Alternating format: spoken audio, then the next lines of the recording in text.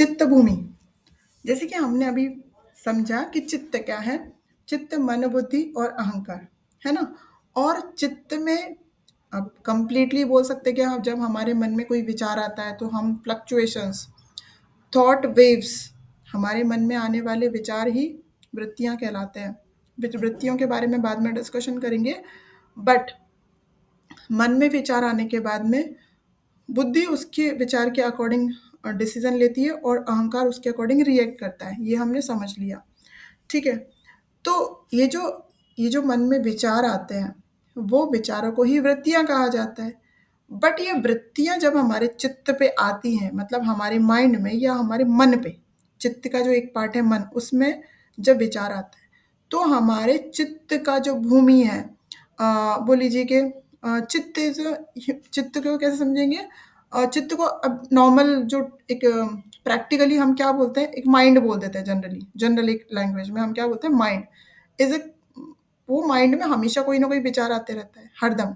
कभी भी हमारा मन, हमारा चित्त विचारों से खाली कंप्लीटली नहीं होता। एक ना एक विचार रहता है। किन का खाली रहता है, किन का शून्य में रहता है। योगी जनों का, जिन्होंने अपने विचारों पे विजय प्राप्त कर ली है, जिन्होंने अपने थॉट्स को कंप्लीटली रोक दिया है, सप्रेस नहीं किया। रोकना मतलब सप्रेस नहीं किया है, उन्होंने उनको आने ही नहीं दिया। एक टाइम ऐसा आता है जब हम अपने थॉट्स को जस्ट ऑब्जर्व करते रहते हैं। ऑब्जर्व करते करते एक, बट एनालिसिस नहीं करते किसी पे, ऐसा हम मेडिटेशन में करते हैं जनरली।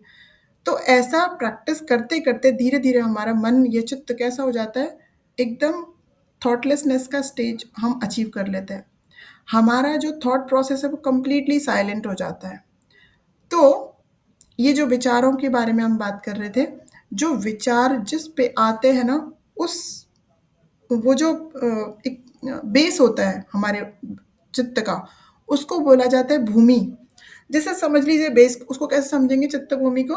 अभी समझ लीजिए आप बहुत नाराज़ हैं और आपको कोई बात सुनने में आई, तो आप अलग टाइप का रिएक्ट करोगे, ठीक है। अभी एकदम शांत हो, अभी आपने जस्ट मेडिटेशन किया और कोई आपसे सेम वही वाली बात किसी ने बोली, तो शायद आप थोड़ा-सा अलग रिएक्ट करोगे, ठीक है। आप बहुत दुखी हो, बहुत ज़्यादा परेशान हो, पहले वाले में आप गुस्से में थे, दूसरे में आप रिलैक्स थे, थर्ड वन में आप बहुत ज़्यादा एक दुःख फ़ील कर रहे हो किसी भी कारण से, और ऐसे में वही चीज़, सेम सिचुएशन आपके सामने आए, आप अलग तरीके से रिएक्ट करोगे। मतलब आपकी जो चित्त की भूमि, इसी को भूमि कहा जा रहा है। आपके मन के भाव हर दम एक जैसे नहीं होते। इन्हीं को कहा जाता है चित्त की भूमि। इनको थॉट प्रोसेस के साथ में कंपेयर मत करना, मतलब वृत्ति और भूमि 2 अलग-अलग चीज़ें हैं। इनको एक नहीं समझना है। वृत्ति मतलब आने वाला विचार, और भूमि मतलब आपका माइंडसेट उस टाइप का किस तरीके का है।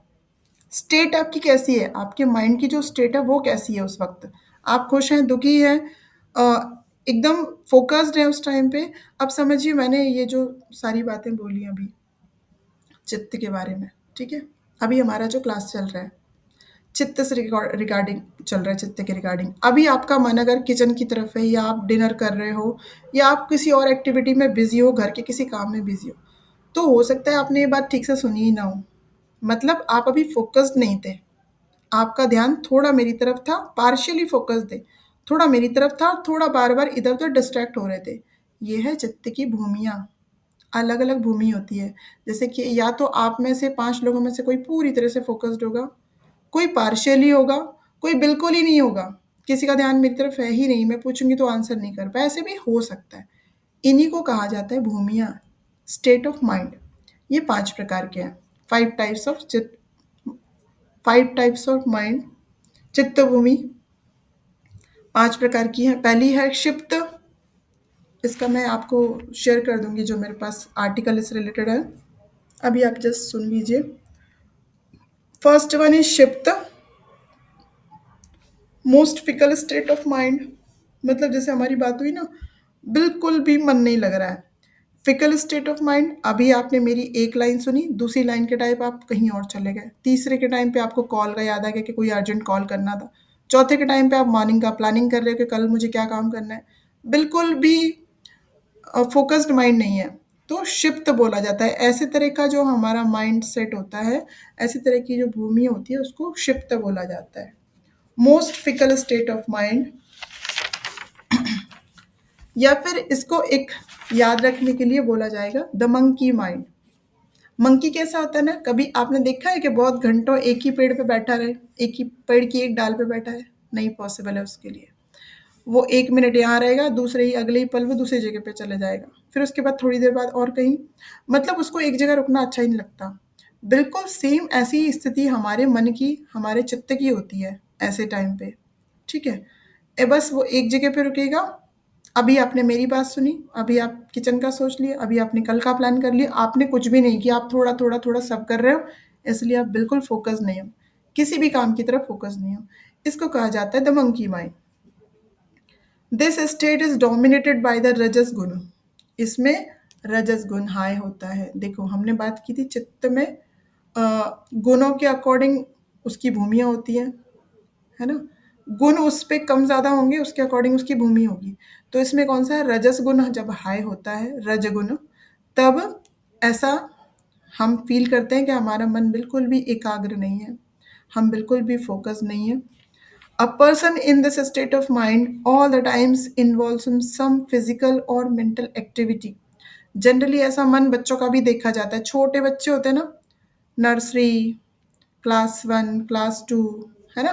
हम बार-बार बोलते हैं बेटा पढ़ो, थोड़ी देर बाद आप जाओगे उनके पास तो वो खेल रहे होंगे, थोड़ी देर बाद जाओगे तो उनके हाथ में फ़ोन होगा, थोड़ी देर बाद जाओगे तो छोटे भाई-बहनों के साथ झगड़ा कर रहे होंगे। मतलब वो एक चीज़ में, एक एक्टिविटी में उनका मन लगता ही नहीं है। तो इस तरह की स्थिति को बोला जाता है kshipta state of mind. A person alternate between like and dislike, pleasure and pain, enthusiasm and boredom. इसमें क्या होता है, कोई भी पर्सन किन चीज़ों के बीच में झूलते रहता है। अभी उसको अच्छा लग रहा था, अचानक से बोर हो गया। ऐसे भी होता है, बच्चों के साथ भी होता है। अभी बहुत अच्छा लग रहा था, एकदम से बोर हो गए। अभी बहुत खुश थे, एकदम से दुखी हो गए। अभी झगड़ा चल रहा था, अभी हंस रहे हैं। तो मन मन स्थिर नहीं रहता है इस स्थिति में, क्षिप्त में। The mind is totally restless as it is always jumping from one thought to another. उनका उनका मन एक थॉट से दूसरे थॉट पे जंप करते रहता है and result in poor decision making skills. अगर ये चीज़ हमेशा रहे, अगर किसी पर्सन को ऐसे ही आदत हो जाए अपने चित्त को इसी तरीके से रखने की, तो वो पर्सन डिसीजन आसानी से नहीं ले सकता, बिकॉज बहुत पुअर डिसीजन मेकिंग स्किल होती है ना। अभी उन्होंने सोचिए करियर के बारे में, ऐसे में बच्चों ने एक डिसीजन ले लिया कि मुझे ये करना है, मुझे नीट करना है। 2 महीने बाद उनका डिसीजन चेंज हो गया कि मुझे तो सीईटी करना है, मुझे तो इंजीनियर बनना है। फिर 3 महीने बाद डिसीजन चेंज हो गया, नहीं मेरे वो दोनों डिसीजन गलत थे, मुझे तो कुछ और ही करना था। अब सारा ही रॉन्ग हो गया, मुझे ये भी नहीं करना। तो इस तरीके से अगर इस तरीके का माइंड रहेगा तो उनकी डिसीजन मेकिंग स्किल बहुत पुअर रहेगी, बहुत कमज़ोर रहेगी। इसको बोला जाता है kshipta, the monkey mind. And the second one is mudha. दूसरा है मूड। हैंड रेज कर दीजिए अब तक का क्लियर हुआ तो।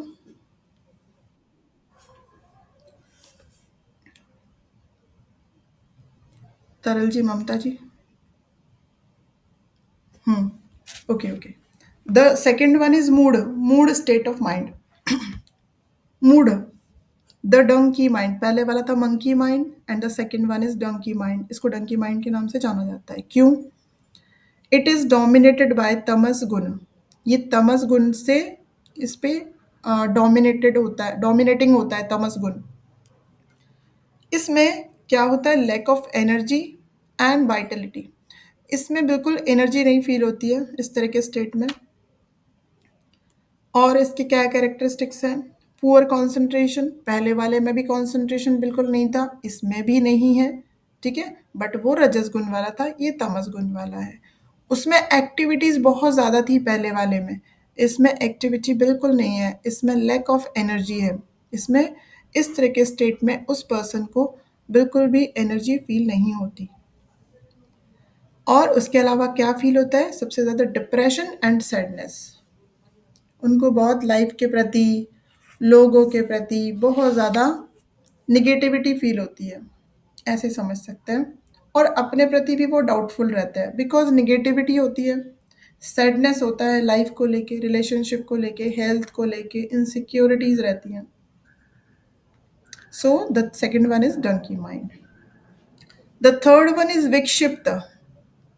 पहला था क्षिप्त, क्षिप्त, दूसरा मूड, तीसरा विक्षिप्त।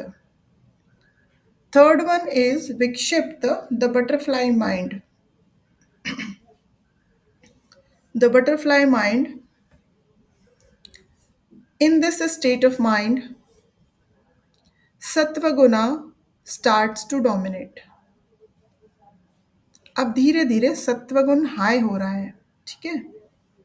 सत्वगुना starts to dominate। ये माइंड कैसा होता है? काम, थोड़ा शांत रहता है ये माइंड। पहले वाले जो दोनों स्टेट से उनसे थोड़ा बेटर होता है कंडीशन, इसमें काम रहता है, थोड़ा शांत रहता है, बट गेट इजीली डिस्ट्रैक्टेड। होता तो थोड़ा फोकस होने की कोशिश करता है, बट उसको आसानी से डिस्ट्रैक्ट किया जा सकता है कि थोड़ा लालच दिया बच्चे को, आ जाओ बाहर खेल रहे बच्चे, उसने थोड़ा फोकस करने की कोशिश की, थोड़ा कंसंट्रेशन के साथ में उस बच्चे ने पढ़ाई करने की कोशिश करी, सामने ग्राउंड में उसको अपने फ्रेंड्स खेलते हुए दिख गए और बस वो डिस्ट्रैक्ट हो गया। तो यहाँ पे थोड़ा उसके मन में आता है कि कंसंट्रेशन वाली बात, थोड़ा सत्वगुण थोड़ा हाई होने लगता है, मन थोड़ा पहले जो चंचल था इतना ज़्यादा, अब वो शांत होने लगता है, लेकिन ईज़िली डिस्ट्रैक्टेड हो जाता है विक्षिप्त अवस्था में। Mind is sometimes stable and other times confused.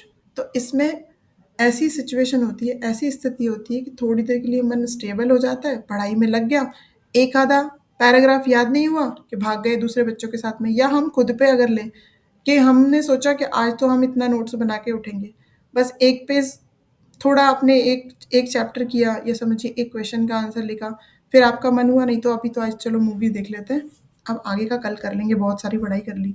तो जो फोकस था ना वो इजीली डिस्ट्रैक्ट हो जाता है इस वाले स्टेट में, विक्षिप्त में।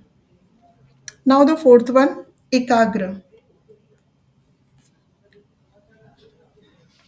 One pointed mind. एकाग्र वन पॉइंटेड माइंड, इसमें जो गुण हाई होता है, ओनली सत्वगुण, ओनली सत्वगुण। इसको बोला जा सकता है जैसे कि हमने पहले वालों को बोला, वैसे ही इसको वन पॉइंटेड माइंड भी बोल सकते हैं। It is also known as one pointed mind. Only सत्वगुण हाई, बेटर फोकस। पहले वाले जो तीन थे अब तक के, क्षिप्त, मूड और विक्षिप्त, उन सबसे बेटर फोकस होता है एकाग्र में। मोर अवेयरनेस एंड क्लैरिटी, इसमें अवेयरनेस और क्लैरिटी पहले वालों से ज़्यादा अच्छी होती है। अवेकनिंग ऑफ इंट्यूशंस, इसमें इंट्यूशंस बेटर होते हैं पहले से।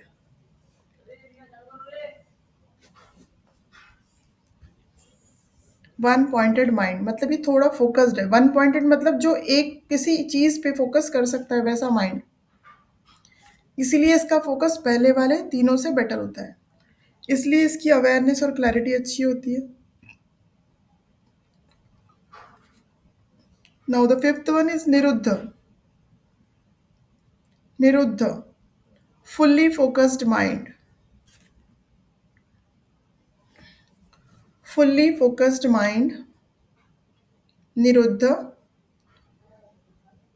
ये कैसा होता है? Single pointed focus. अब इसमें डिस्ट्रैक्शन के कोई चांसेस नहीं होते, इसके पहले वाले में भी डिस्ट्रैक्शन नहीं होता, थर्ड वाला जो स्टेट था ना वहाँ पे डिस्ट्रैक्शन होता है, फोर्थ जो था एकाग्र, वहाँ पे डिस्ट्रैक्शन नहीं है। वो वन पॉइंटेड है, केवल एक ऑब्जेक्ट पे उस पर फोकस है, दूसरी इधर उधर उसका ध्यान नहीं है। अब पांचवे वाले में क्या, अब आप सोचेंगे एकाग्र और निरुद्ध में क्या अंतर है, अगर ये भी सिंगल पॉइंटेड फोकस है वो भी था, इसमें मर्ज हो जाता है, कंप्लीटली मर्ज। तो पांचवा क्या है? निरुद्ध, single pointed focus, stable mind, the complete stillness of thought. यहाँ पे जो थॉट प्रोसेस होती है वो कंप्लीटली साइलेंट हो चुकी होती है, कंप्लीटली स्टिल हो चुकी है, कोई भी थॉट माइंड में नहीं होता। दैट मीन्स क्या होता है, जो चित्त है ना वो उस ऑब्जेक्ट में जिस पे उसको फोकस करना था उसमें वो पूरी तरह से मर्ज हो जाता है। इसीलिए बोलते हैं जो समाधि अचीव कर लेते हैं उनकी वो पांचवी वाली अवस्था होती है, निरुद्धावस्था। जब उनका माइंड पूरी तरह से थॉट प्रोसेस से छुटकारा पा चुका होता है, उनके मन में किस तरह का कोई विचार नहीं होता, तो डिस्ट्रैक्शन का चांस ही नहीं होता। जब समाधि किसको कहते हैं? जिस ऑब्जेक्ट पे ध्यान लगाया जा रहा है, उस पे कंप्लीटली मर्ज हो जाना, तो पांचवी वाली अवस्था वो है। तो इन सब का एक्सट्रैक्ट क्या है, या हम इन शॉर्ट अगर रिवाइज करेंगे, तो in our day to day life most of us can be seen in the first three state of mind. पहले के जो तीन स्टेट थे, क्षिप्त, मूढ़ और विक्षिप्त, हमारी डे टू डे लाइफ में हम इन तीनों में ही रहते हैं, इन तीनों में ही झूलते रहते हैं। कभी हमारी स्टेट शिफ्ट होती है, बिल्कुल भी फोकस नहीं कर पाते, ये भी कर रहे हैं वो भी कर रहे हैं, डिसीजन पे नहीं पहुंच पा रहे।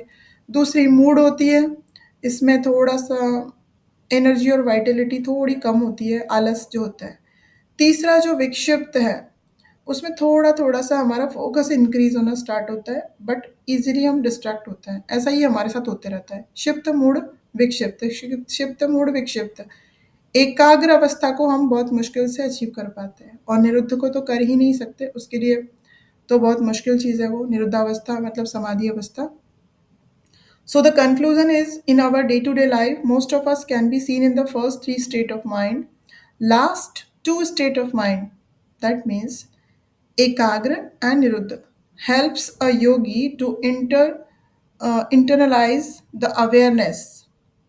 Hence, it helps in achieving higher state of concentration.